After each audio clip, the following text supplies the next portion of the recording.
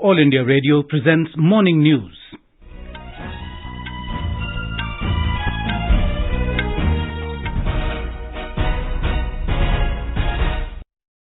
Good morning, I'm Sunil Verma. The headlines. External Affairs Minister Dr. S. Jaishankar says at UNSC, accountability must be the bedrock of counter-terrorism. India successfully carries out night trials of nuclear-capable Agni-5 missile. Nation celebrates Vijay Diwas today to mark victory of 1971 Bangladesh Liberation War. Issue of vacancies in higher judiciary will linger till new system is created, says Law Minister Kiren Rijiju. Death toll in Bihar hooch tragedy rises to 53. Month-long Kashi Tamil Sangamam to conclude today. Home Minister Amit Shah to address the closing ceremony. And Indian hockey team to take on Ireland at the FIH Women's Nation Cup at Valencia in Spain today.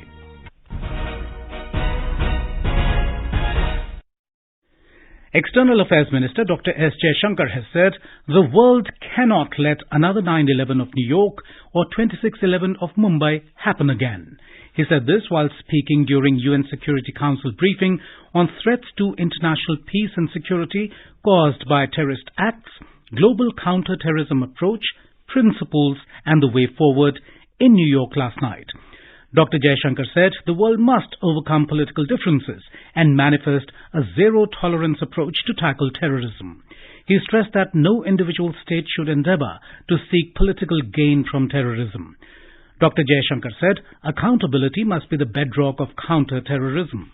Today's briefing is part of India's ongoing efforts in the Security Council to reinvigorate the counter-terrorism agenda. And that is overdue because the threat of terrorism has actually become even more serious. We have seen the expansion of Al-Qaeda, Daesh, Boko Haram and Al-Shabaab and their affiliates. At the other end of the spectrum are lone wolf attacks inspired by online radicalization and biases. Stating that the world should not forget that old habits and established networks are still alive, especially in South Asia, Dr. Jaishankar added that the contemporary epicenter of terrorism remains very much alive and active, stating that dealing with double standards is a challenge both inside and outside the Security Council. The minister pointed out that for too long, some have persisted with the approach that terrorism is just another instrument or stratagem. He called it wrong and potentially downright dangerous.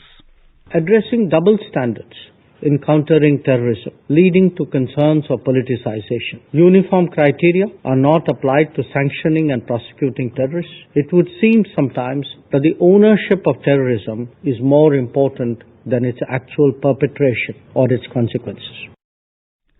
Dr. Jaishankar said the suggestion that states which are apparently capable on everything else but are only helpless when it comes to terrorism is ludicrous. Dr. Jaishankar said India faced the horrors of cross-border terrorism long before the world took serious note of it, adding that over the decades, India lost thousands of innocent civilian lives. He stated that India fought terrorism resolutely, bravely, and with a zero-tolerance approach. India has successfully conducted night trials of nuclear-capable ballistic missile Agni-5, capable of striking targets at ranges up to 5,000 kilometers with very high degree of accuracy. The missile test firing was conducted from APJ Abdul Kalam Island off the Odisha coast at around 5:30 p.m. yesterday. This was the latest test in the Agni missile series.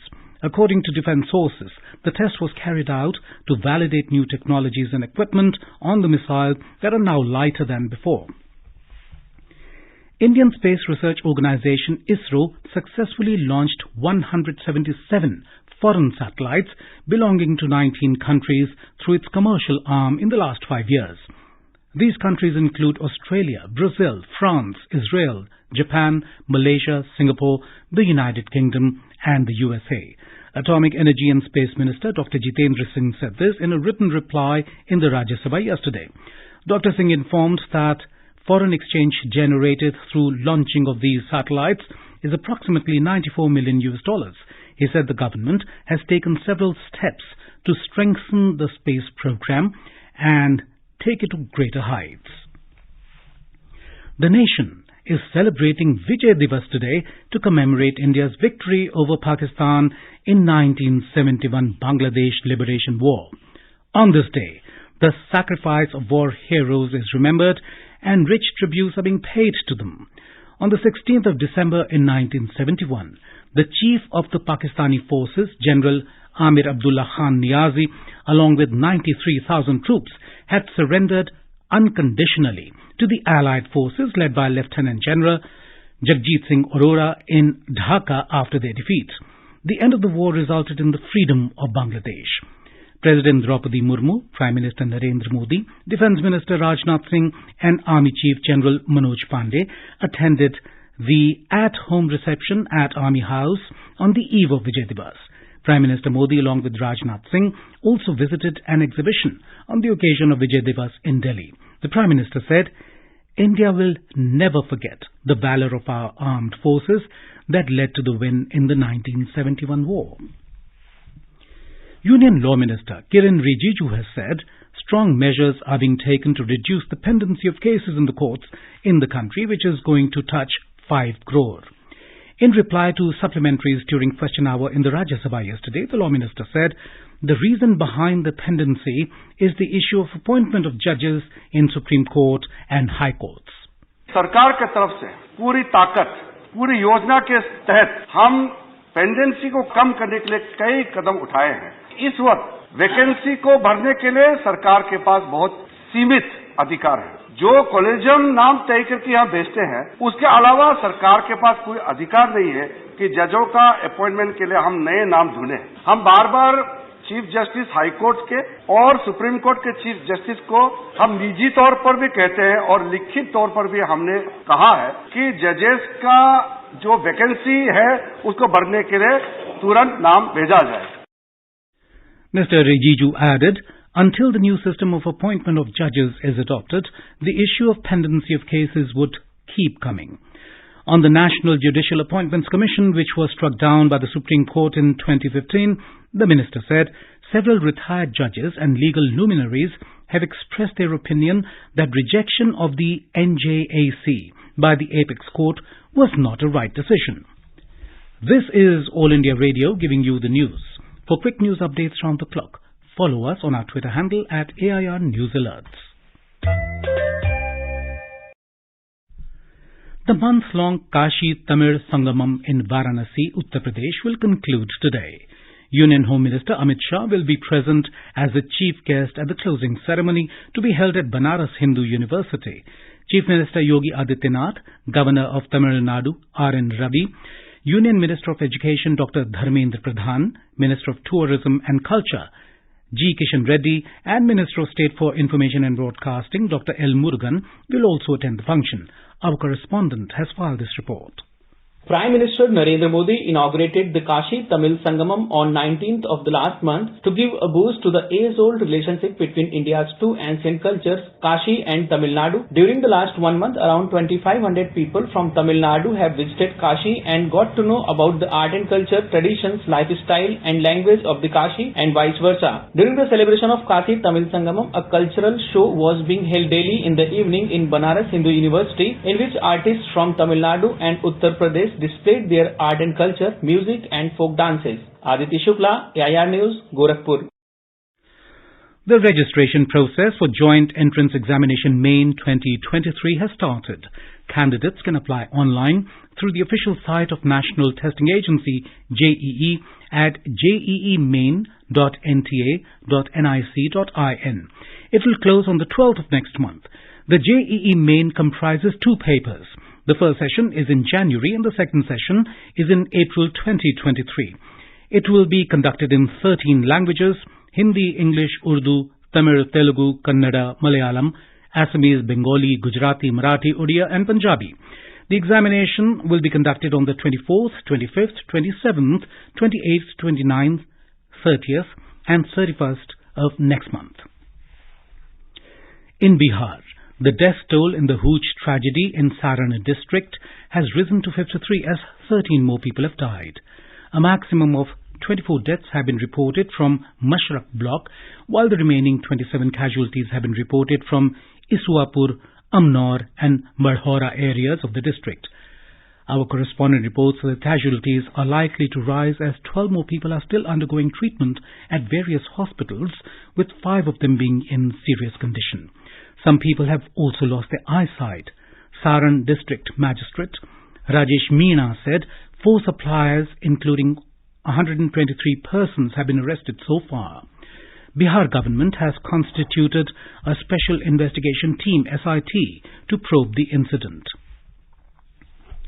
The first G20 Framework Working Group meeting will begin in Bengaluru today. The 2-day meeting is a follow-up to the first Finance and Central Bank Deputies meeting under India's G20 chairmanship, which concluded in Bengaluru yesterday. The first meeting of the Development Working Group under India's G20 presidency concluded in Mumbai yesterday.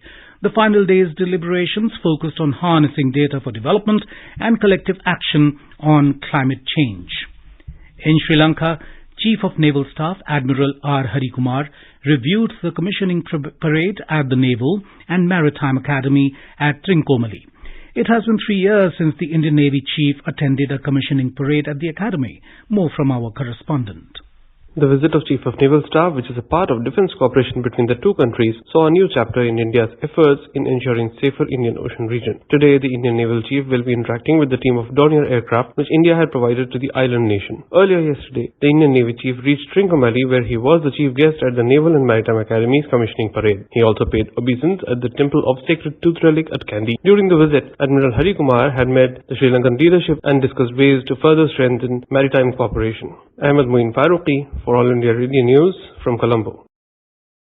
The Indian women's hockey team will look to continue their winning run in the FIH Women's Nations Cup 2022 when they face Ireland in the semi-final in Valencia, Spain today.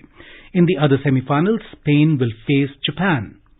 The final will be played on Sunday. The Indian team remains unbeaten so far in the tournament, topping the group with 9 points. In the Chattogram cricket test, hosts Bangladesh will resume their first inning at the overnight score of 133 for 8 against India, with the aim to ward off the possibility of follow-on. They are trailing the visitors by 271 runs. For India, Kuldeep Yadav took 4 wickets and Mohammad Siraj took 3 wickets. Mushfiqur Rahim scored the highest, 28 runs for Bangladesh. India scored 404 runs in the first innings before being bowled out. Cheteshwar Pujara with 90 runs and Shreyas Iyer at 86 were top scorers for India. R. Ashwin also scored a half-century. And now for a look at today's newspapers, it's over to Subhadra Ramachandra. Thank you, Sunil. India hits back at Pak's Kashmir bar with Bin Laden's reminder, headlines Hindustan Times. Days after the confrontation with China at the border, Indian Air Force started a mega exercise in the northeast, reports the Tribune. Supreme Court's ruling that corrupt public servants can be convicted even if the proof is circumstantial is the top news in the Times of India.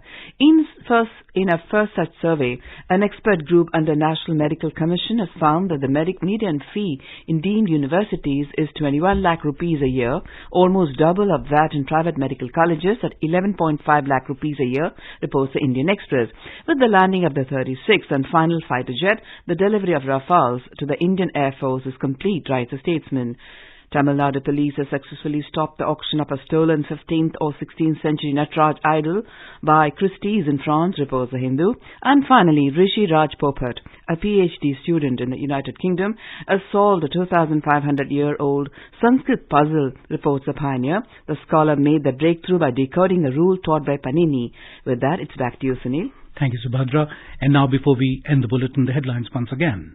External Affairs Minister Dr. S. Jaishankar says at UNSC, accountability must be the bedrock of counter-terrorism. India successfully carries out night trials of nuclear-capable Agni-5 missile. Nation celebrates Vijay Diwas today to mark victory of 1971 Bangladesh Liberation War. Issue of vacancies in higher judiciary will linger till new system is created, says Law Minister Kiren Rijiju. Death toll in Bihar hooch tragedy rises to 53. Month-long Kashi Tamil Sangamam to conclude today. Home Minister Amit Shah to address the closing ceremony.